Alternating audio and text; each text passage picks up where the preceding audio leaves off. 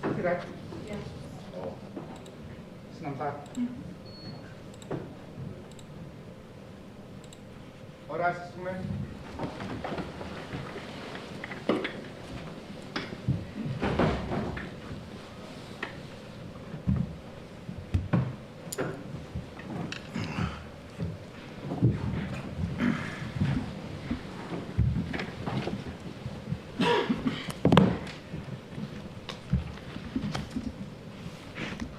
Yes. I know that I recall the inquest of Dr. Hoosen Haffejee. Thank you, Lord. Yes, Firstly, I'd like to take the opportunity to apologize for the tardy start this morning to proceedings. I understand that we were not allocated an usher, despite the judge's registrar informing the necessary parties that one was required for today. Secondly, Lord, I'd like to take the opportunity to thank the court for the indulgence. Just find out yesterday. from Mr. Zondi why that didn't happen. Yes, Lord, I will. During the break, just find out why he didn't do that. I will attend to that, Lord, yes. Secondly, I'd like to thank the court for its indulgence yesterday. This allowed, obviously, certain counsel from the deceased, or family for the deceased, and... Are you fit and ready now? Yes. Okay. So that is it. My Lord, the state will then call its next witness, that being Dr. Shakira Holland. She is the second state pathologist that was engaged by the state for the purposes of this inquiry. May she be sworn in via the affirmation. Where is she? She will be testifying via okay. virtual link.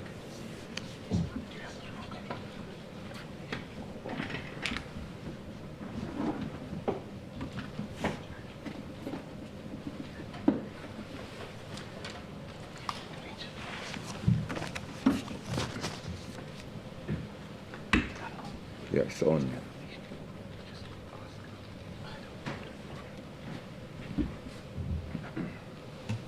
Okay.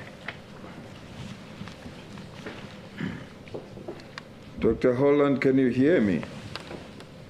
Good morning. Yes, I can. Thank you so much, and thank you to the court for allowing me to testify virtually given these challenging times of the pandemic. Okay, doctor, let's deal with the first things first. I understand you will do the affirmation and not the prescribed oath. I don't mind taking the prescribed oath. Okay. Your full names are? Shakira Holland.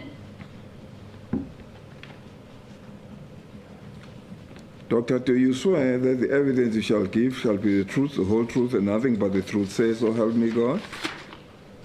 So help me God. Thank you. Yes, Mr. MacDonald. Thank you, my Lord. Dr. Holland, good morning. Good morning. I'd like to start with your qualifications. Could you please place these on record for the court? I qualified with a degree in Bachelor of Medicine and Bachelor of Surgery in 1998 from the University of Cape Town. I have a specialist qualification in forensic pathology from the Colleges of Medicine in South Africa, obtained in October 2007. I've got a Master's of Medicine in Forensic Pathology, obtained from the University of the Witwatersrand in July 2015. Now, Doctor, is it also correct that you were approached by the National Prosecuting Authority to draft a report on this specific inquest before this court? That is correct. And is it also correct that your report was compiled on or about the 27th of February 2020? That is correct. Now, do you confirm the contents of this report? I do. Thank you. Lord, at this point, may, for the convenience of the court, the report be handed in. Yes. What And exhibit marked should as you mark it? M5. Yes. M5. 5, yes. Thank you. Doctor, Okay.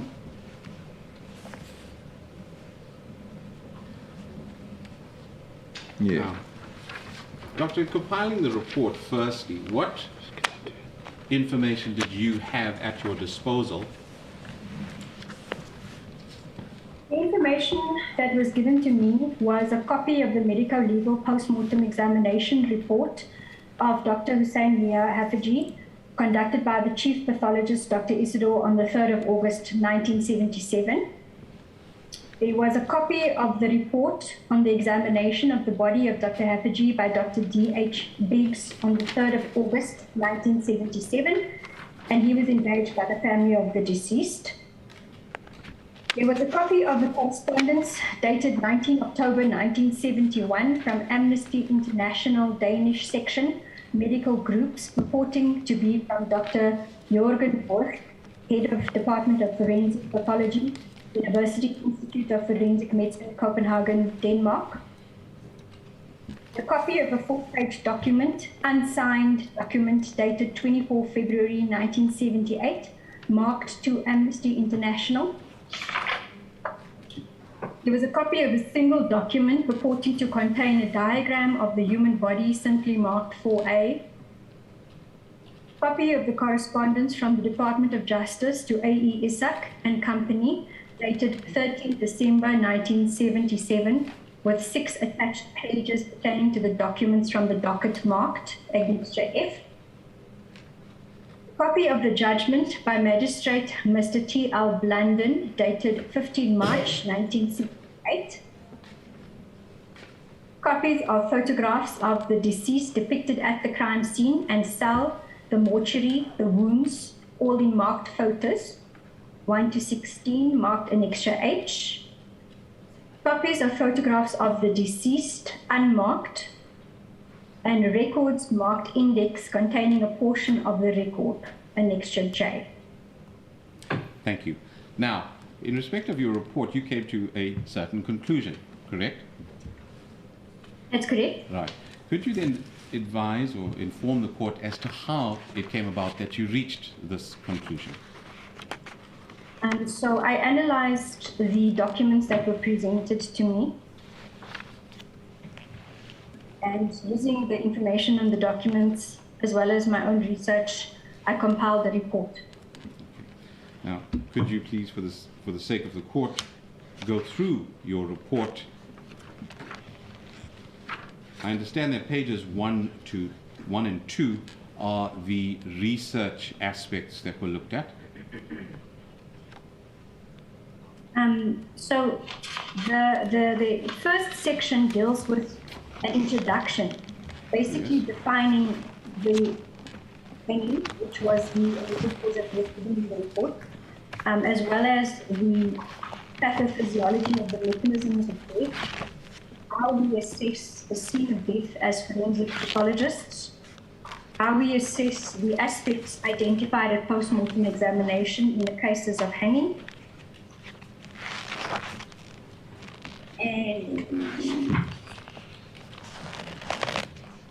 that goes up to page number 8.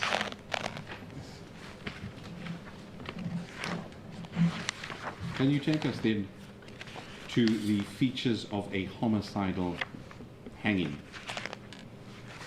Okay, that is on page number 9. Okay. So I'm just reading straight from the report. As stated earlier, the manner of death is not determined during the medical legal post-mortem examination of the body. However, there are features that can be found during the post-mortem examination which can indicate a homicidal hanging. The victim of a homicidal hanging may be incapacitated by the superior force of the assailant or assailants, and there may be signs of physical violence resulting in wounds on the body of the deceased. The presence of multiple abraded contusions and bruises on the forearms, hands, and lower limbs could be an indication of homicidal hanging and must be explained in the circumstances of death. Any blunt force injuries on the body that are unrelated to the wounds caused by hanging may indicate a homicidal hanging. Grip marks on the upper arms and injuries from dragging on the body of the deceased may indicate a homicidal hanging. In adult victims of homicidal hangings, the victim may be incapacitated by alcohol, drugs, or toxins. Doctor, before we go any further, may I just ask a question to clarify? Those three aspects that you just mentioned, the presence of multiple abraded contusions, then the second point, any blunt force injuries on the body, and the third point, grip marks on the upper arms. Did you find this in the case of Dr. Hoosen Haffejee? That is correct. You'll see that the report goes on to talk about the findings that were relating to the post-mortem report. Thank you. Further on. Thank you. All right, please proceed. In adult victims of homicidal hangings, we've done that. Okay, so moving on to page number 10. Hemorrhagic spots in the temporalis muscle. So the temporalis muscle is just the muscle overlying the side of the face. The scalp, the chest, and back are rare in hanging and are more commonly associated with strangulation. The proposed mechanism of the formation of these lesions is venous backflow obstruction, leading to congestion in the capillaries, which then rupture. Contusions in the apical or marginal parts of the tongue are more commonly seen in manual or ligature strangulation and are considered atypical in suicidal hanging. The hair of the victim entangled in the knot of the ligature has found to be associated with homicidal hanging. The distinction between the suicide and homicidal hanging is impossible by examination of the body alone. A thorough investigation of the scene of death must be done, which should include reconstruction of the circumstances of death. Any inconsistencies between the findings at the scene, the circumstantial evidence gathered from the investigation, and the post-mortem examination findings must be identified and explained. The assessment must include whether the body was staged, i.e. the deceased body was put into a position to make it look like the cause of death was hanging, when in fact it was from something else. The possibility that a person was hanged after death or during the agonal moments as death was occurring must be considered. This would include the possibility that the ligature was applied to the neck after death, or that another method of pressure to the neck was used to cause the death, and thus the hanging was staged. So next page, in page 11, we've got interpretations of the findings in the case under review. Based on the analysis of the documentation provided to me, which included the forensic pathologist report from the scene of death analysis, the forensic pathologist post-mortem report, the transcripts from the inquest report, and the photographs of the scene of death and post-mortem photographs of the body of the deceased, there are the following areas of concern. Number 1, the cause of death. Number 2, the manner of death. And number 3, the post-mortem interval estimation. So the post-mortem interval estimation is how long the person was estimated to be dead. Number 1, the cause of death. The cause of death stated in the post-mortem report is consistent with hanging. The description of the ligature mark in the PM report does not indicate a ligature mark with a rising apex. The description of the ligature mark in the testimony of the forensic pathologist who performed the post-mortem examination, as per the transcripts of the inquest process, does not indicate a ligature mark with a rising apex. The post-mortem photographs show a ligature mark, but there is no rising apex identified. Hence, the ligature mark is not consistent with hanging, where the hallmark of a hanging ligature mark, as described above, should have a rising apex due to the gravitational force of the body acting on the ligature. The cause of death, based on the findings documented in the PM report, should be consistent with pressure to the neck. The post-mortem report further indicates that examination of the internal neck structures showed bruising of the subcutaneous tissues below the inner aspect of the right side of the mandible. So the mandible is basically the jawbone. The alleged ligature used in the death was a pair of trousers. This would then be consistent with a soft, broad type of ligature. This type of ligature would not be expected to cause injuries to the neck. Furthermore, the presence of a submandibular bruise would not be consistent with hanging in this case. This type of wound usually indicates blunt force applied directly to the area and is more consistent with a manual application of pressure to the neck, i.e. manual strangulation. Number 2, the manner of death. The deceased had a number of injuries on his body that were not related to the cause of death. These injuries included a large scalp hematoma over the top of the scalp, which is a bruise of the soft tissues of the scalp. The way in which this wound was inflicted has not been adequately explained. The wound was caused by blunt force impact to the head. It is possible that the blunt force impact which resulted in the scalp hematoma could have been inflicted just prior to death and rendered the deceased incapacitated. Thus, the possibility of this scenario would raise questions about the manner of death, because evidence of incapacitation should raise the suspicion of a homicide, as described. The PM report described at least 46 abraded bruises of the skin of the deceased involving the back, the groin, both arms and both legs. Histological analysis on some of these wounds was done. Wounds on the back, the right groin, the right knee, and the base of the neck were sampled. The histological analysis showed that the wounds that were sampled were consistent with the wounds of 4 to 12 hours old. These are thus wounds displaying a vital reaction, confirming that these wounds were sustained during life. They were therefore not post-mortem wounds. However, the majority of the wounds were not examined histologically, and thus the ages of all the skin wounds were not determined. The way in which the wounds occurred were ascribed to various scuffles which occurred during the time the deceased was in police custody. The explanations given by the various police members as to how the injuries occurred are inconsistent. Ultimately, the magistrate found that since the injuries were not related to the cause of death, they did not need to be explained, and thus the injuries were discounted. This approach was flawed, as these findings are crucial in excluding or confirming a homicidal manner of death.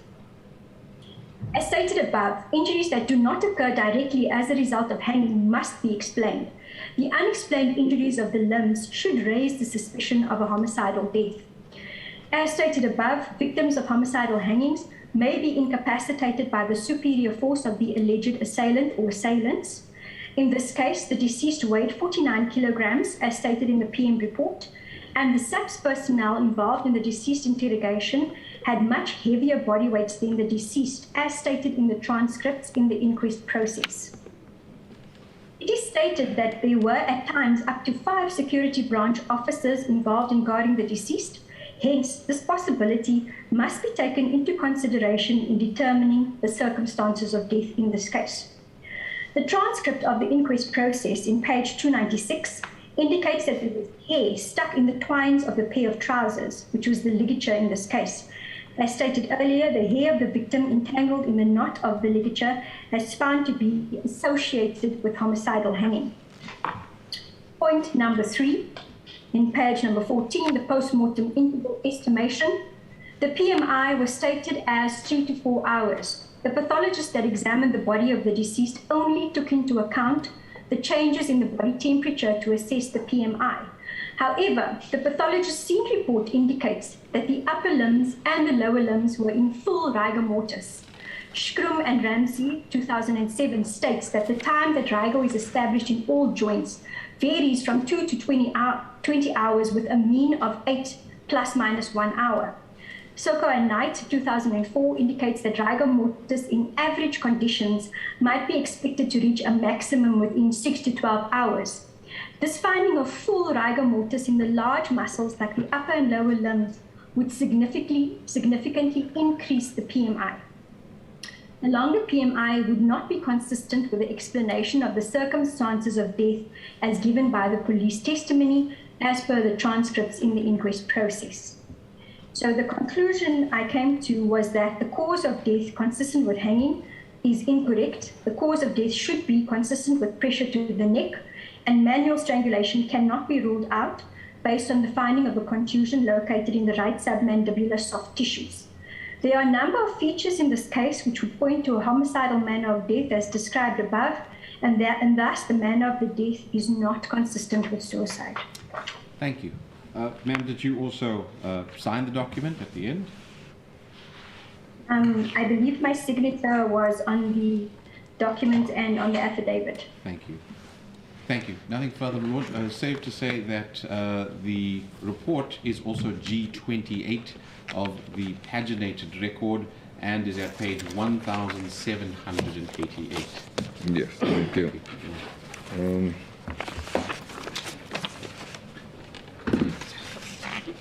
Stefani? Thank you, my Lord. My Lord, if you can just bear with us, we're getting the lectern over to this side. Okay.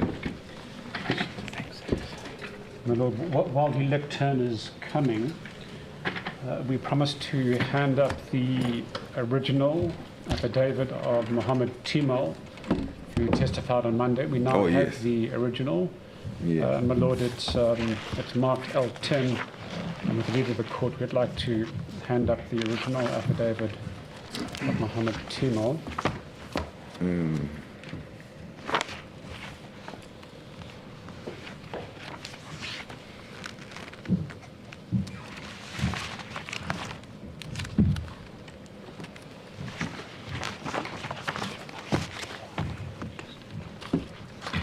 Thank you.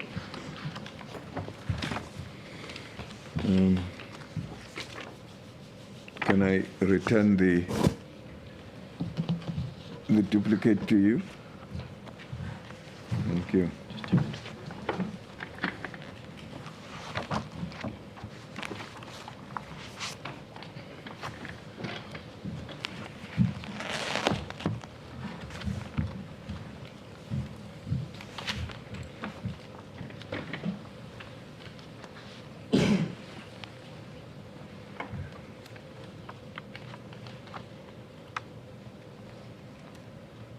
As the court pleases.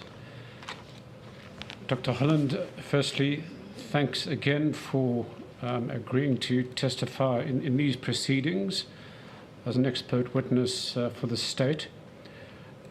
We've been through your expert report, and we believe it to be a most valuable contribution to these proceedings, and I believe it will assist the court to come to a just conclusion. So thanks once again. Doctor, if I can take you back to page 1 of your report.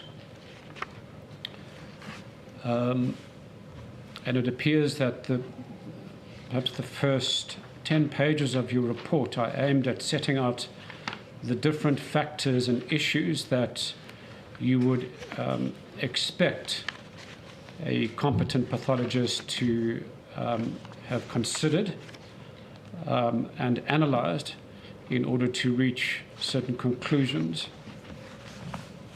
So if we could... Is that correct, Doctor?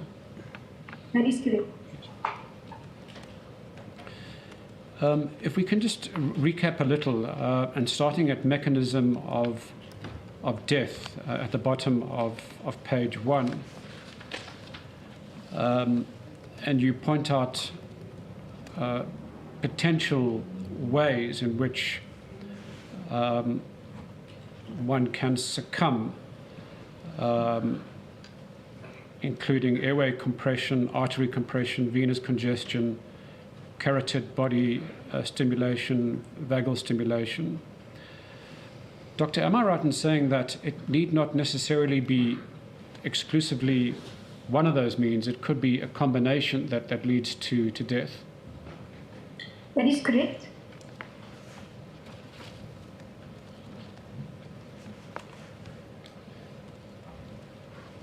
And then turning to the cases of hanging, so that's on page 2, halfway down. You point out that in cases of hanging, the gravitational impact of the body differs depending on the way in which the body is positioned and whether the body is fully or partially suspended. Doctor, we're going to try and put up the occasional photograph to assist you and the court when we're dealing with a particular issue. And my learned junior is going to be assisting in that regard. And you'll just have to indicate to us whether you're able to see the images as they are flashed up on the screen. And so I'm asking my junior now to put up the image of the prone body of Dr. Haffejee attached to the grill in his cell. And while he's doing that, in your report, you point out that depending on the position of the body, the suspended position of the body, various weight percentages are required in order to induce death. I won't go through all of them, but you do put out the statistics, the percentages for the possibilities of standing, toes touching, standing, feet flat, kneeling, buttocks down, and so on, all the way down to recumbent prone and recumbent supine. Now that we have the photo on the screen, and Doctor, can I check? Are you able to see that photograph? I can see the photo. So, and of course, you've examined the photos previously. So, which one of those possibilities would match the position of Dr. Haffejee as he was allegedly found? It would be the last one on page 3, recumbent supine. Recumbent. So in other words, lying down with the face up position. Right. So lying on back or side with face upwards. And you point out, according to your authoritative source, Crim and Ramsey 2007, that there approximately only 9.7% of the body weight would be involved in stretching the ligature. That is correct. And am I right in saying that that is insufficient to have caused death by suspension?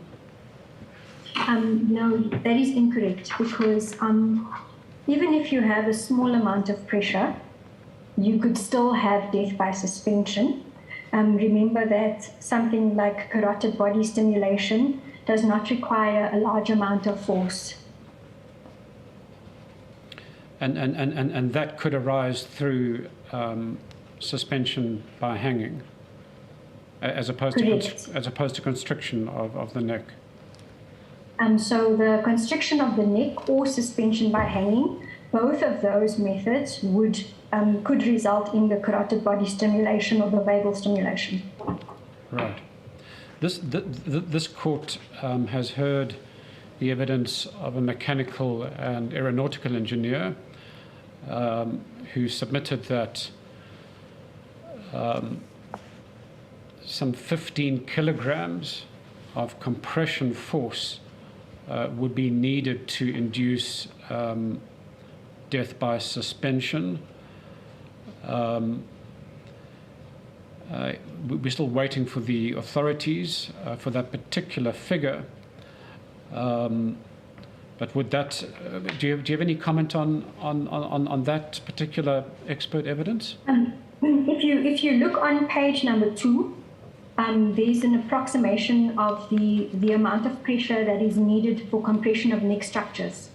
So you'll notice that the jugular vein, so veins are very thin-walled blood vessels, you only need approximately 2 kilograms of pressure to cause compression there. And it ranges depending on the structure that you're looking at. Thank you.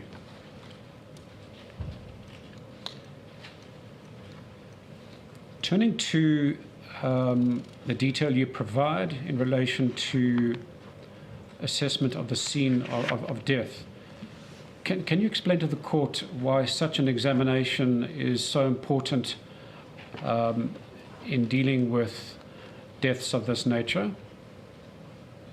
So if I can read straight from my report on page number 3, the assessment of the scene, the heading is the assessment of the scene.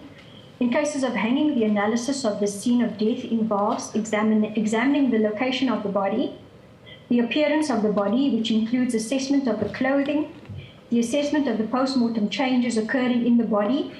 Are the post-mortem changes consistent with the position in which the body was found? Whether there is complete or incomplete suspension of the body, the height of the suspension, the type of ligature used, the way in which the ligature is applied to the neck and tied to the anchor, whether the deceased was physically capable of securing the ligature by him or herself, whether the deceased was physically capable of getting his or herself into the position of hanging, and the presence of any other injuries.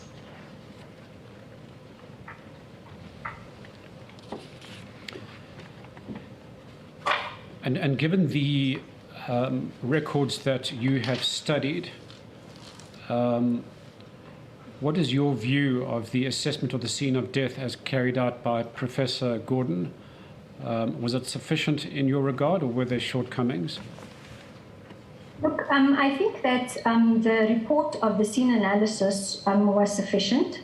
They covered a number of aspects, which included the way in which the body was found, assessment of the ligature, assessment of the knot, as well as the post-mortem changes that were indicated.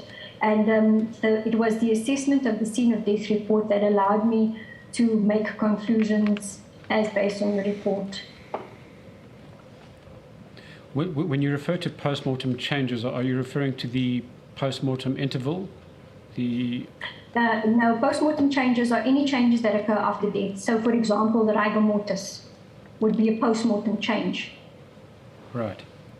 And that of course, helps to make a determination as to approximate time of death.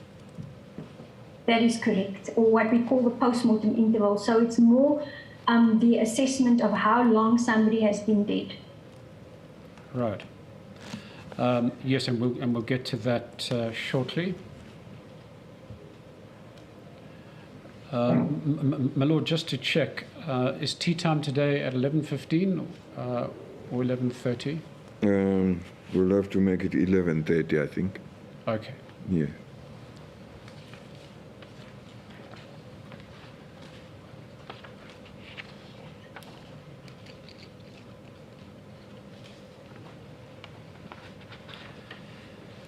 And dealing with the post-mortem examination itself, which you deal with at pages 3 onwards,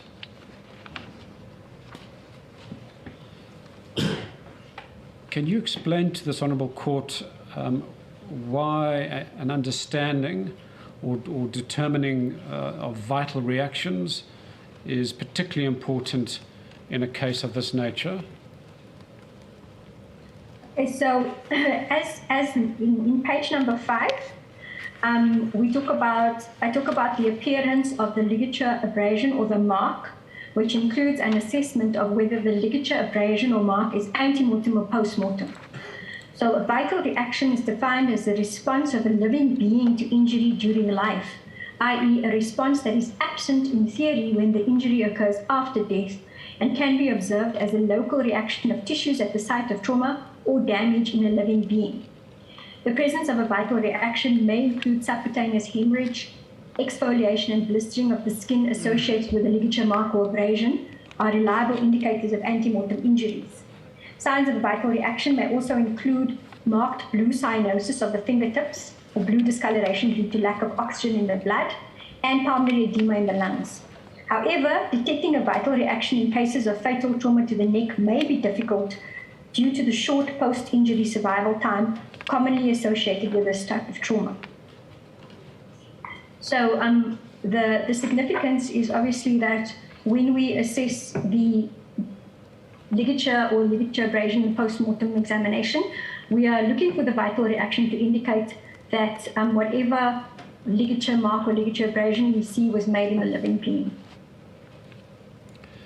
And in this particular case, is one able to determine conclusively that the deceased was alive at the time of the application of the ligature or not?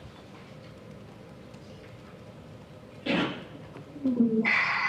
me just go back to the post-mortem report itself.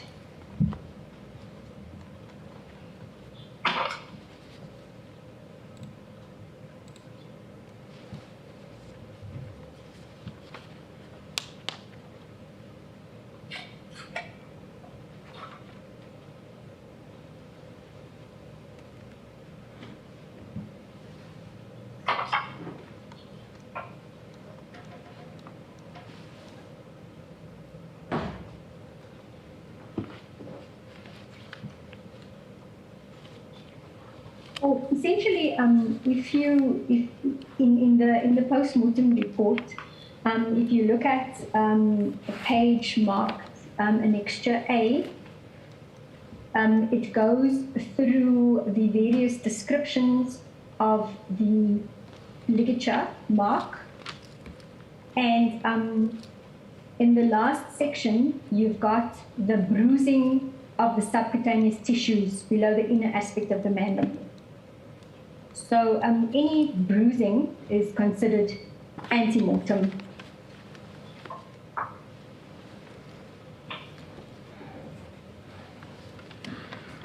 My Lord, that's Annex, at least Exhibit B1 at page 758. Yeah. And then if you continue on to area of number 11, so it indicates a number of, the whole next page indicates a number of abraded and bruises in the soft tissues related to the external injuries.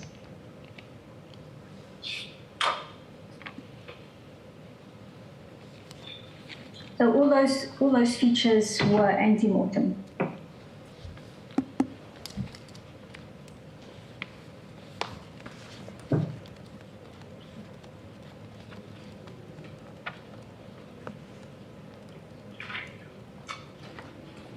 All right, we'll return to that question shortly.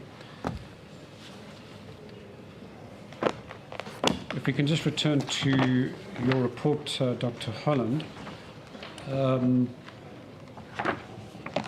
You then set out in great detail what a pathologist really ought to be looking out for in a post-mortem examination. We won't go through those in any great detail.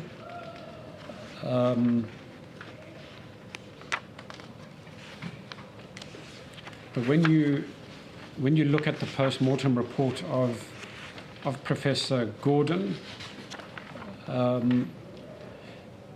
did you notice any particular shortcomings in his descriptions, or any matters that he might have overlooked in your view?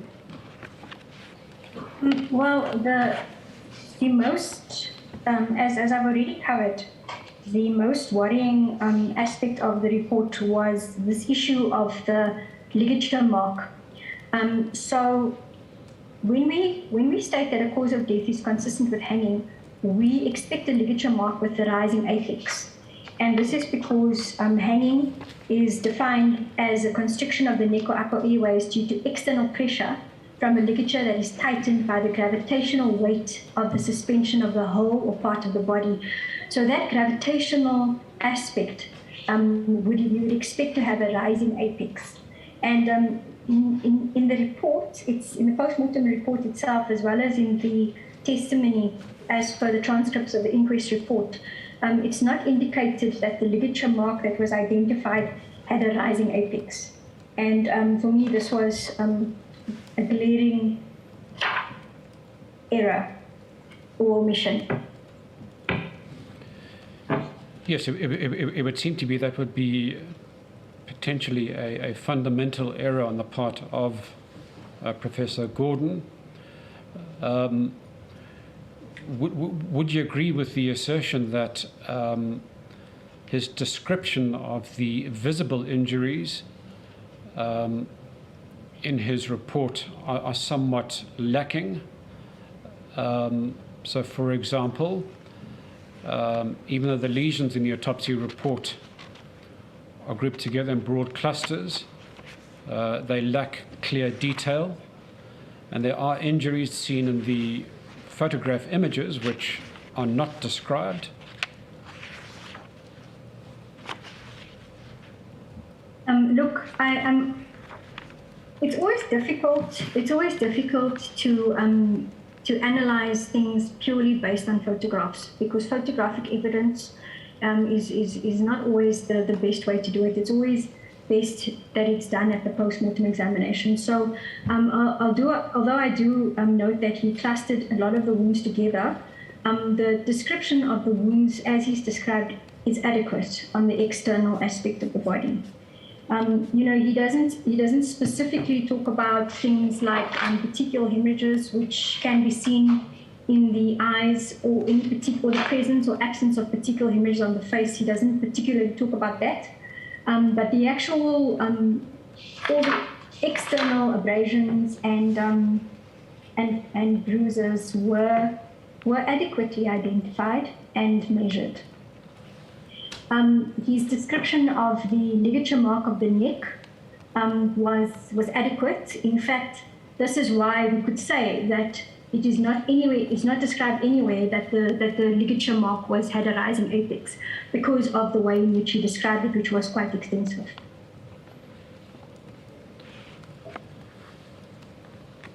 In terms of the holding of the autopsy,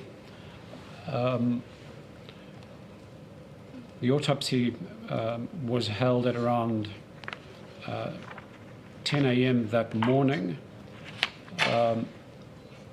Was there a need to hold the post-mortem that quickly, given that the family didn't have adequate time to go out and find their own independent expert to attend that particular post-mortem?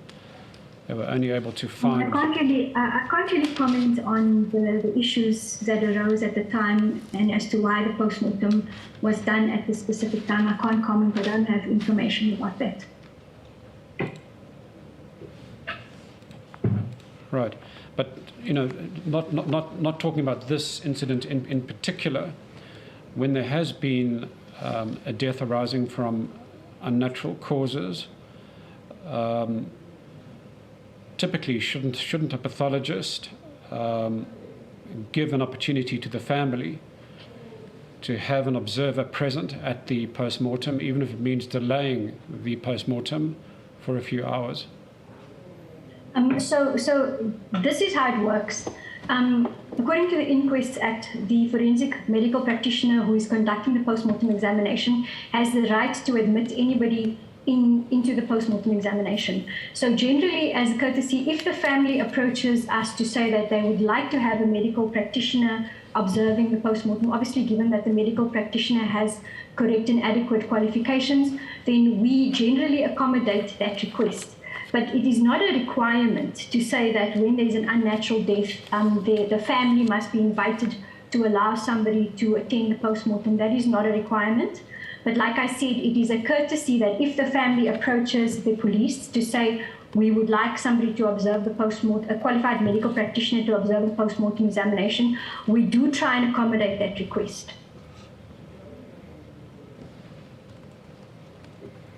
Yes. Well, it's certainly a courtesy which one would think would be most advisable in these circumstances, to ensure that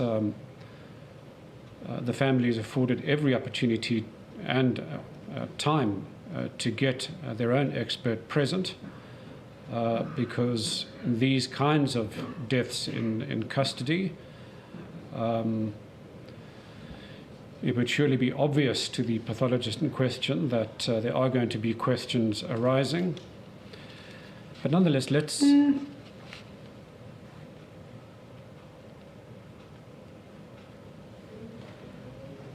Do you wish to comment on that, Doctor? Well, I just wanted to clarify that we often do deaths in custody, and if there is, like I said, if there is a request that comes to us timelessly to indicate that the family would like somebody to be present, then we will accommodate it. But if we do not receive such a request, then we will do deaths in custody as per any other case. Because remember that whatever we do at the post-mortem examination is supposed to be an unbiased and scientific assessment of the presentation of the features in the body. So I can't quite agree with that statement. Doctor, if I can refer you to page 10 of your report, and the fourth bullet point down,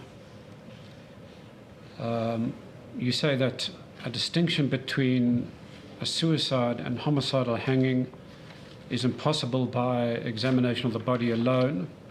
This requires a thorough investigation of the scene. And then you stress any inconsistencies between the finding at the scene, the circumstantial evidence gathered from the investigation, and the PM must be identified and explained.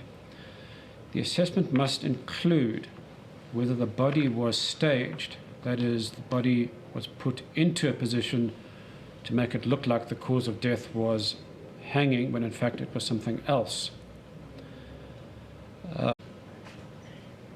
So with this particular case, there is a possibility that the ligature may have been applied after death or during the agonal moments just before death.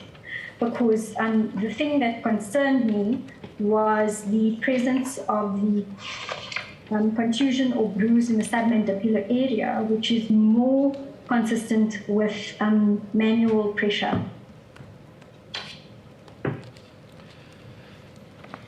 We want to explore the possibility that Dr. Haffejee died under interrogation, that is under torture, 3rd degree, and that thereafter the hanging was staged, in effect to cover up a possible death that occurred beforehand.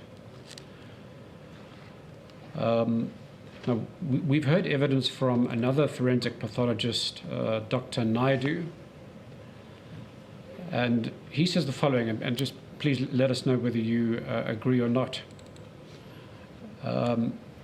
He says that considering what Professor Gordon had to say in Annex A, that's paragraphs 3 and 4, in fact, we've just looked at Annex A.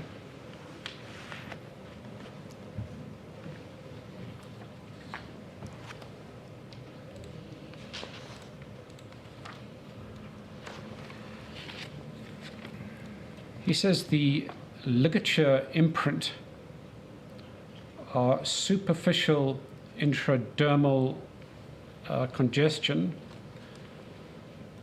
an excavation of blood due to compression of skin ridges, and do not imply that the deceased was alive when the ligature was applied, which could have occurred before or after death.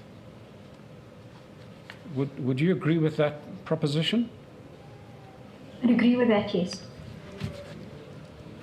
My Lord, that's in Dr. Naidu's report at page 9, paragraphs 26 to 27.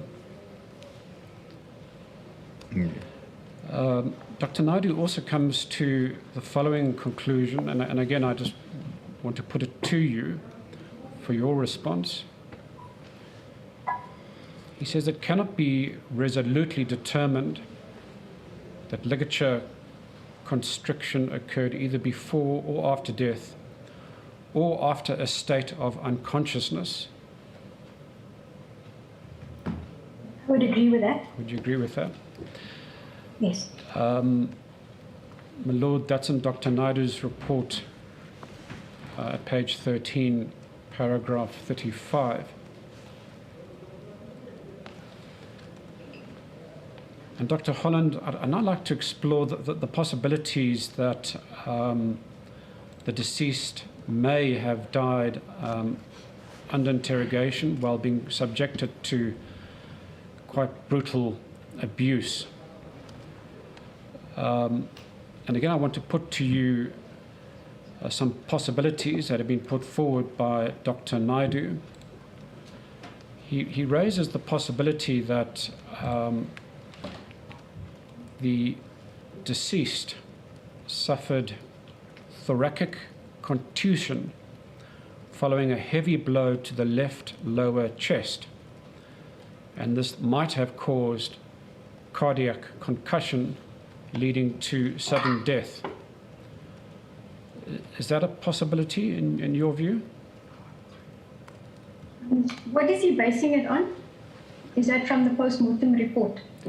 Yes, he's basing it on the post-mortem report, as well as an examination of the photographs. I must be honest. I didn't see any evidence of that in the post-mortem report.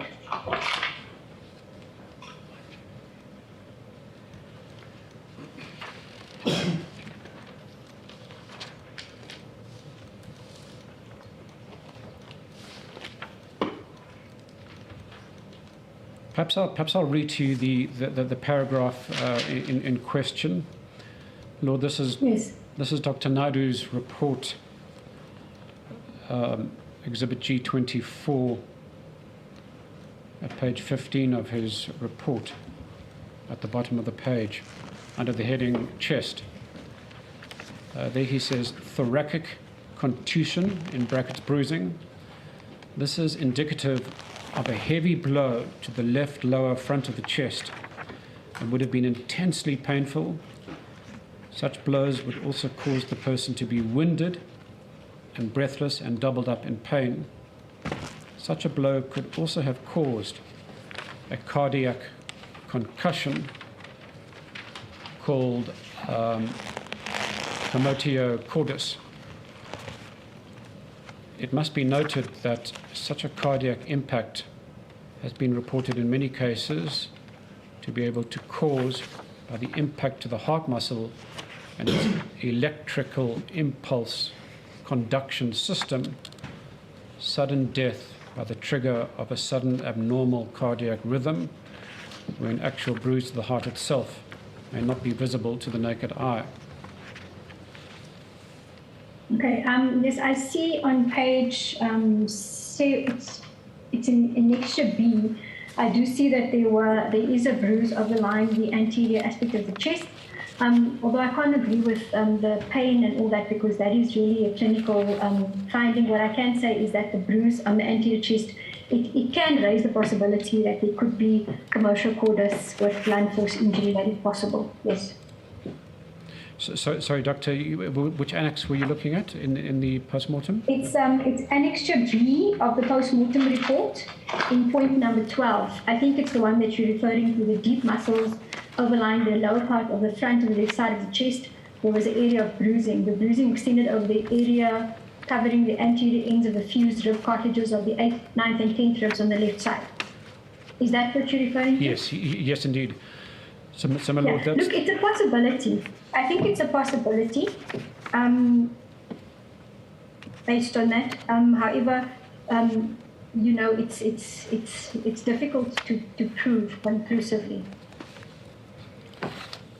My Lord, that's Exhibit B1 at page 759 of the paginated record.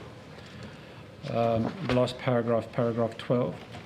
And my Lord, I see it's just gone 11:30. Yeah. Perhaps this would be a good Should we time take for a the short tea, break gentlemen. then? Okay, Doctor, we'll take a short break. We'll proceed at 12 o'clock. As a court, please. Court is adjourned.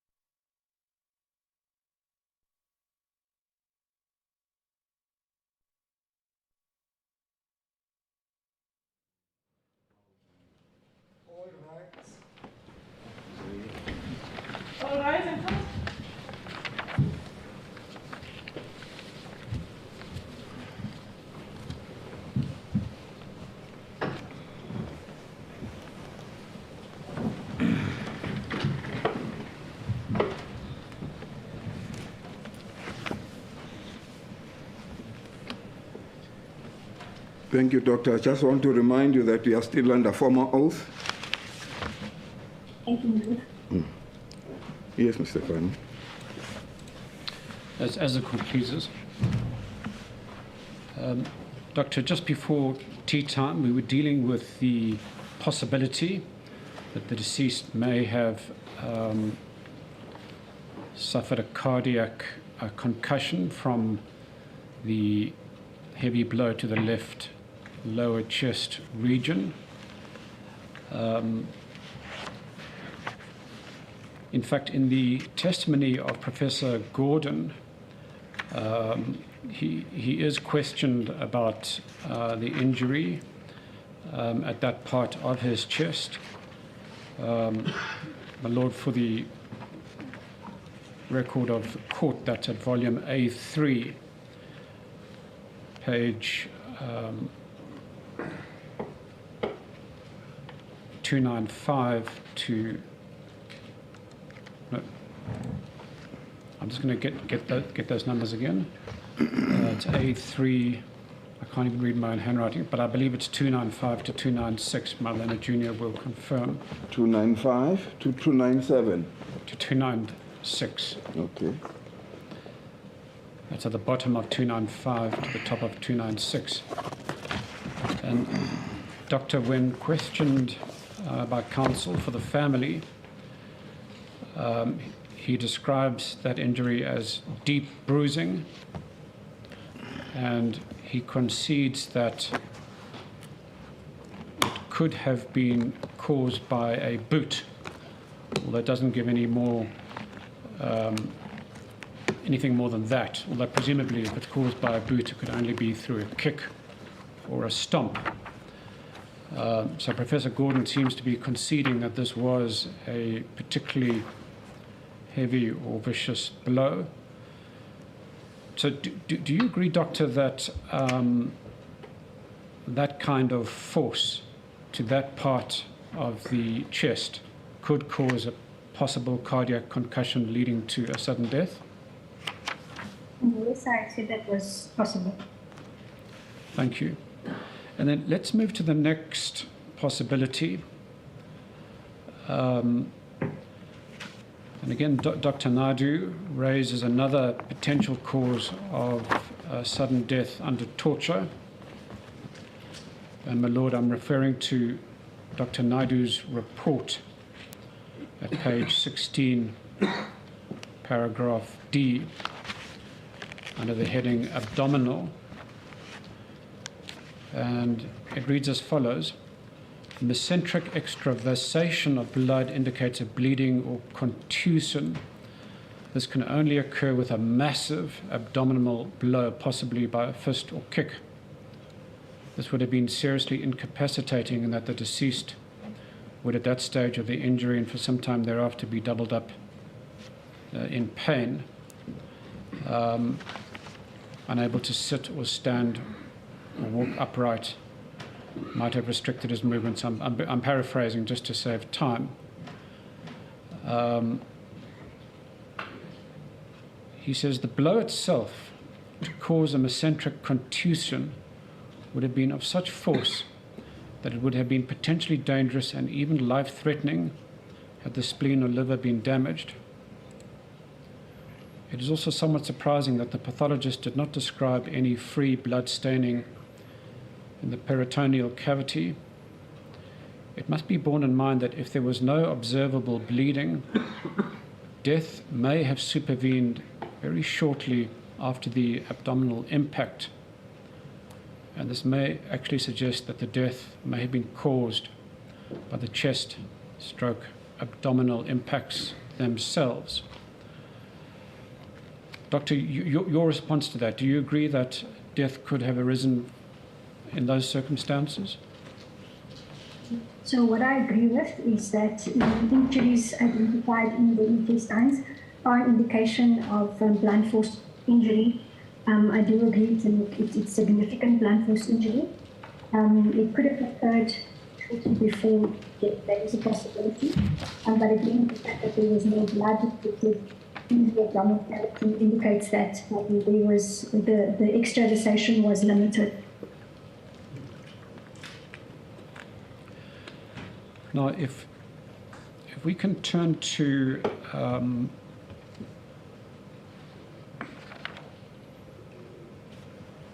well, just for purposes of clarity, while we're under cause of death,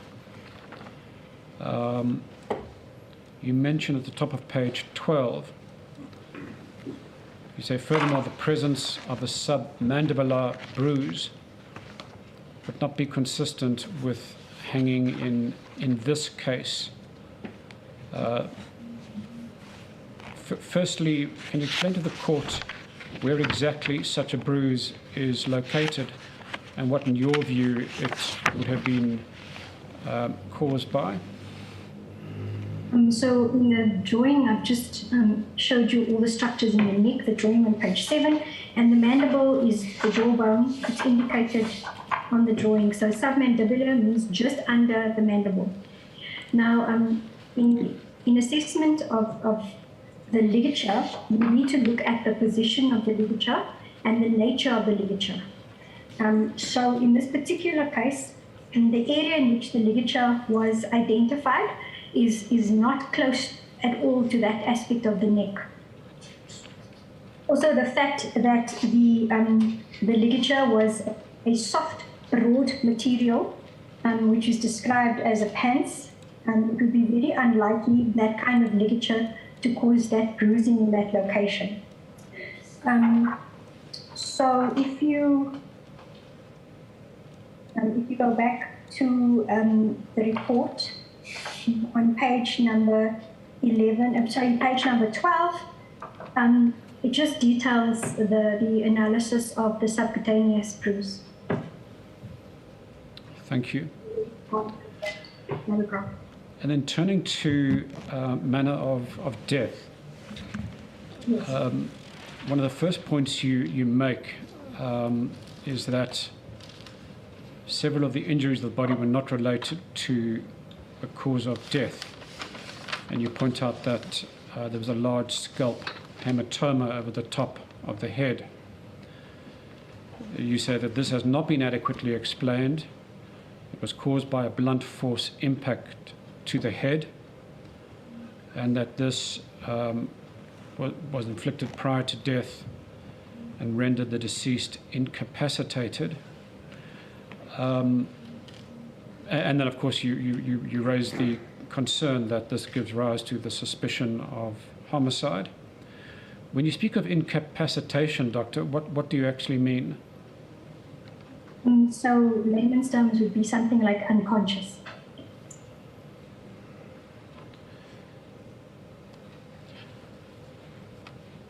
And on the question of unconsciousness, how long could this period of unconsciousness or incapacitation have lasted for, in your view? No, I can't answer that. You could give you a range of seconds to minutes.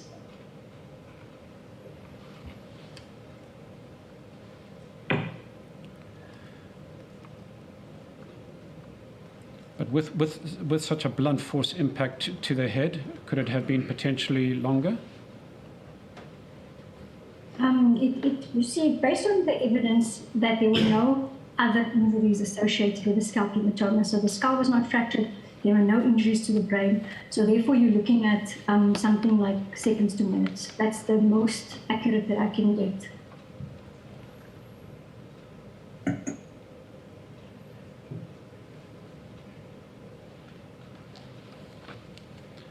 So it could have been either a state of unconsciousness for a short period of time, but even if resuscitation happened, would you agree that the deceased would have been in a lowered state of unconsciousness or drowsiness? It's possible. Now, given that you raised the possibility that the suspension in the cell grill, that might have been staged. From the perspective of the family, we have tried to explore the possible motivation behind the staging of the suicide. And we can come up with only two possibilities that would have led to such a staging. One, that Dr. Haffejee had succumbed under torture, under many hours of interrogation, and had suddenly died, forcing the security branch to stage his death. Secondly, at some point, perhaps towards the end of his interrogation, unconsciousness was induced and they weren't able to revive him, thereby prompting them to stage the suicide. So I wanted to explore other possibilities or mechanisms of Dr. Haffejee falling into a state of unconsciousness. We've already explored the blunt force injury to the head. Although there you're saying, if I understand, that the unconsciousness would only have lasted some minutes.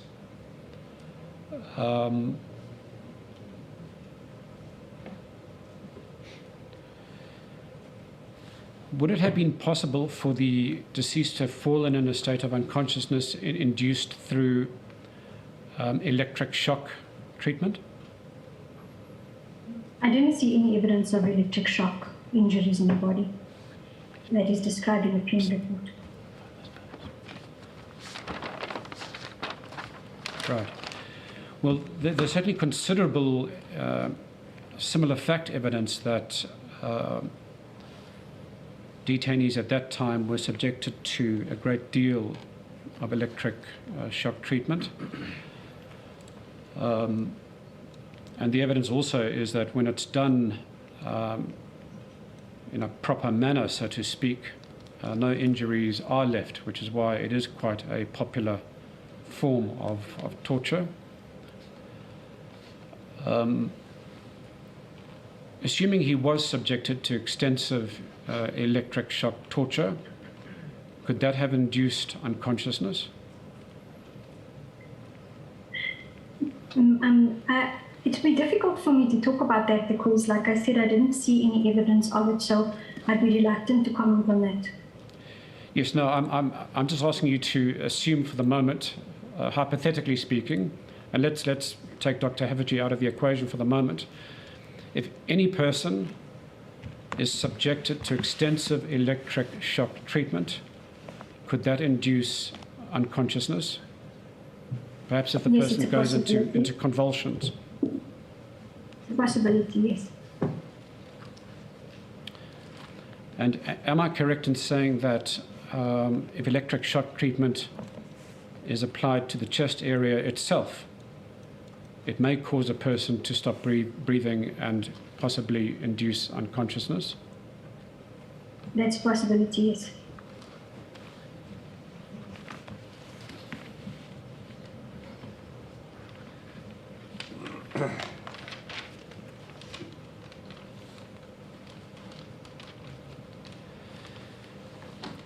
And then can we explore the possibility of hypoxia-induced unconsciousness, where a person is deprived of air, that presumably will induce unconsciousness after a period of time? Are you talking about generally or in this particular case? Well, obviously, we're most interested in this particular case. So I didn't, with the post-mortem report, there was histology done and there was no evidence of any hypoxic changes in the brain noted. So the brain is usually the first organ where hypoxic changes are evident because, you know, if a brain is without oxygen for a short period of time, approximately 4 minutes, it can induce a state of hypoxia. But in this particular case, there was no evidence of that documented.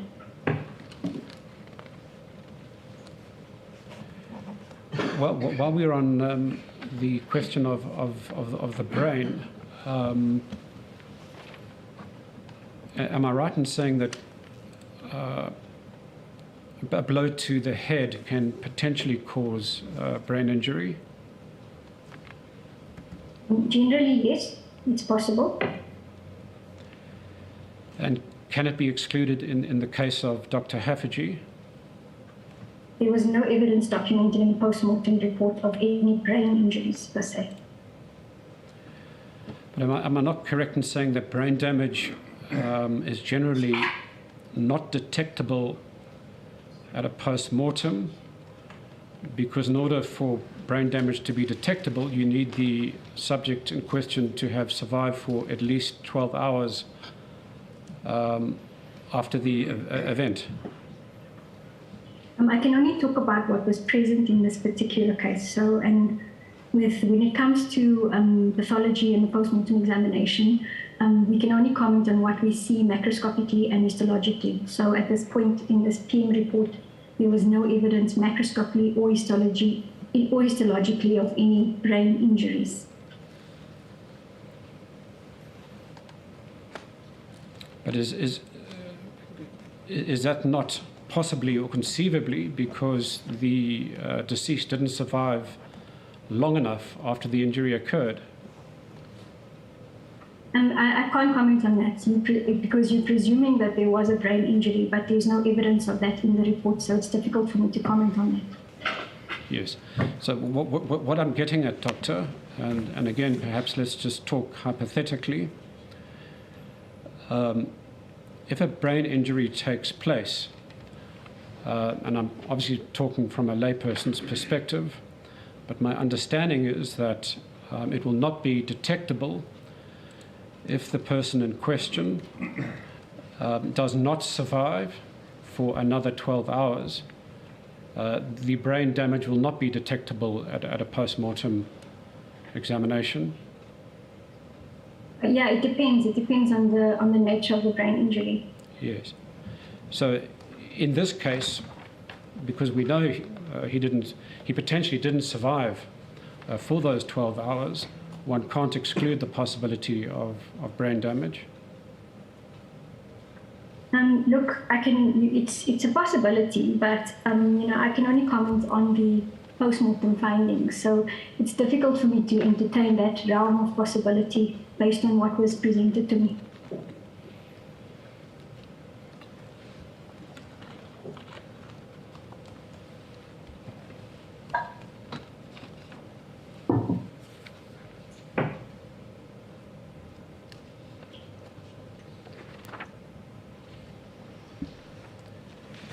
If we can turn to the post-mortem interval estimation,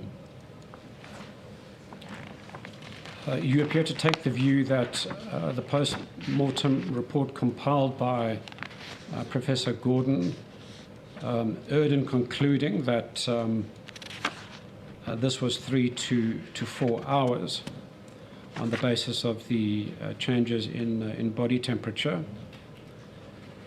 And That's correct. And indeed, given the description Professor Gordon gives of the upper limbs and the lower limbs being in fully developed rigor mortis, you say that this would be expected to reach a maximum within, is that 8 to 12 hours? So it's always a range because there are a number of factors that influence the post-mortem changes in a deceased body. But the range does seem to indicate that maximum rigor, in other words, when the stiffness of the body is at its maximum, is 6 to 12 hours, with a mean of 8 to plus minus 1 hour. Right. So given that that observation was made at 6:59 a.m. in the morning, if one used the 12-hour yardstick,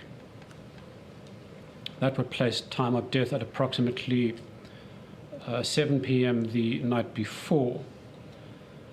Yes, it would be more accurate to use a maximum and a minimum, so within 6 to 12. So maximum of around 12, minimum of around 6.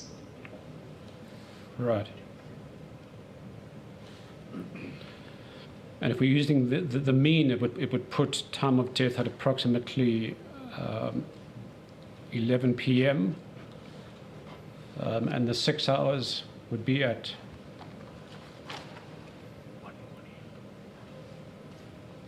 about 1 a.m. Yes, that's correct.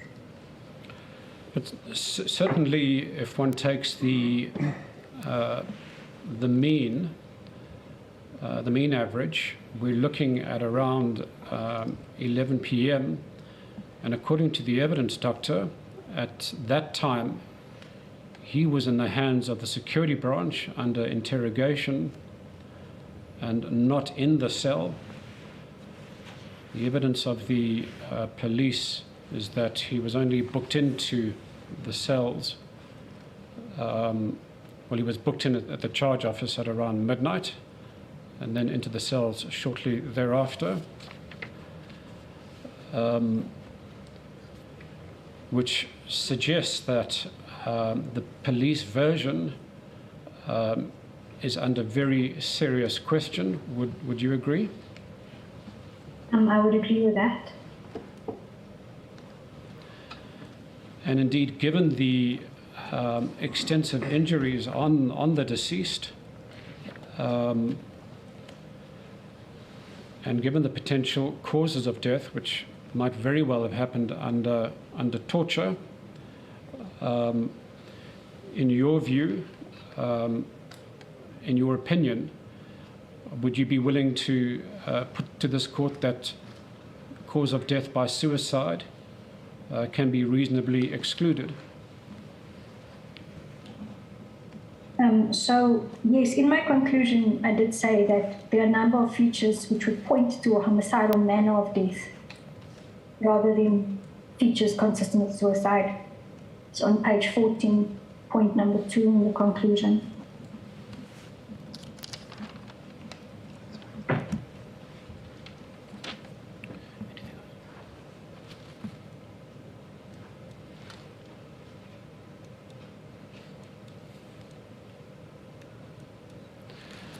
Thank you, my lord. No further questions. On your re-examination, Mr. MacDonald? No, my lord.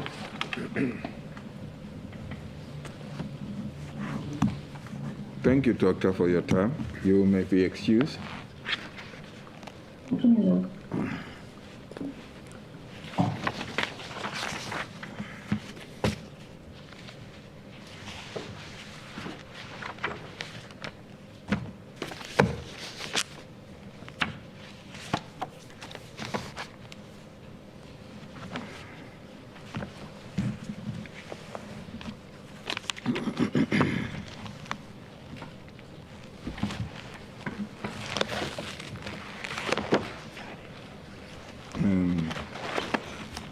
Yes, Mr. MacDonald.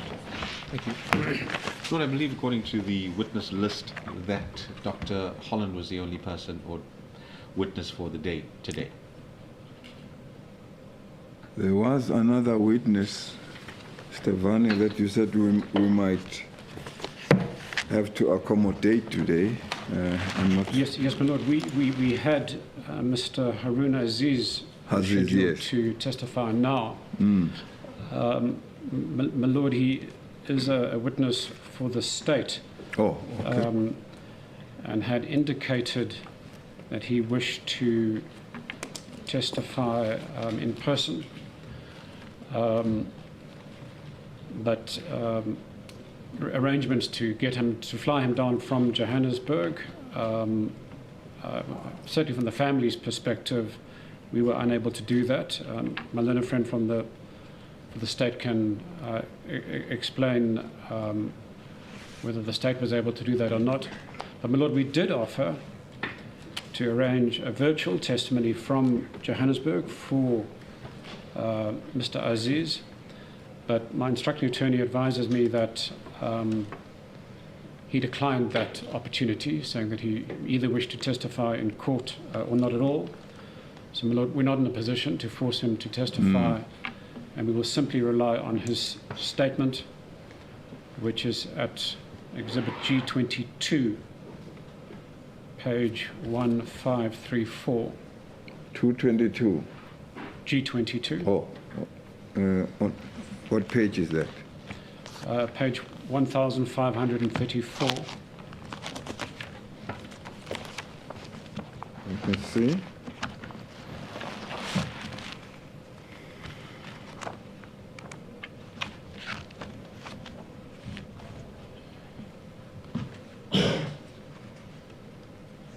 Was this a character witness or what? No, this would have been a similar fact. Or similar fact? Okay.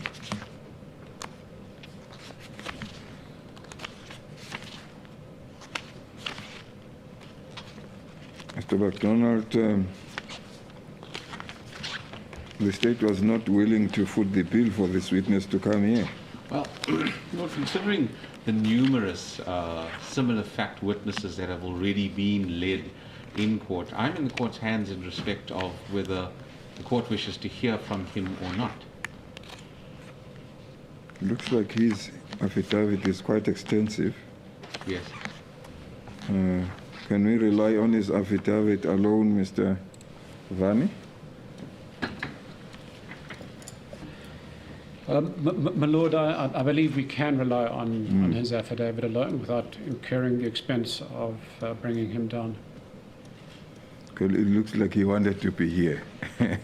Yes, my Lord, and preferably it would have been nice to have him here, but those arrangements couldn't have been made, and we did offer him an opportunity to testify virtually, which he declined. Okay. Now, I suppose one will have to rely on his affidavit then.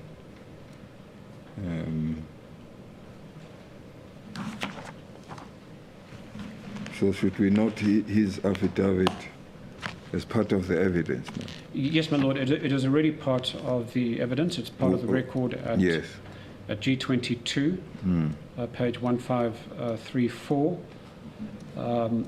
And the parties are naturally free to make reference to it. Okay.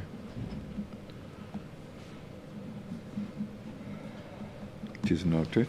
My Lord, tomorrow we currently only have one witness. That's Mr. Yunus Sheikh, who is in fact coming up from Cape Town. Yunus Sheikh. Yes. We will be handing up his statement. If my Lord wishes to see a copy of his statement, we can hand that up now. But the original statement is coming with Mr. Sheikh. He's only No, that's all right. We arriving can this deal evening. with that tomorrow. Is he also similar fact witness? He's also a similar fact witness Okay. because he was detained in the Durban region in the 1980s. 80s. 80s, so it's a few years afterwards. Okay. But there is a small overlap in terms of role players. Okay. No, that's all right. Lord, I just need to check with my learned friend for the state whether the witness, Mahdi Benjamin, might be available tomorrow. No, Lord, unfortunately she's not. She's been moved from the 6th of September to Friday, the 2nd of September. That is the 3rd, sorry. That is when she is available. She's And available arrangements have been made so that she can be brought... for Friday. For Friday, yes, my Lord. Okay. All right.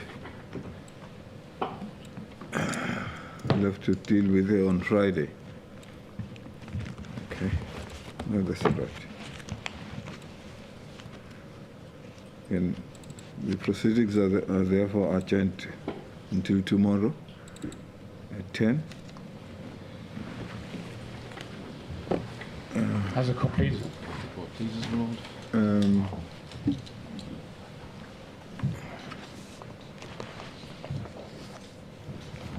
Court is adjourned.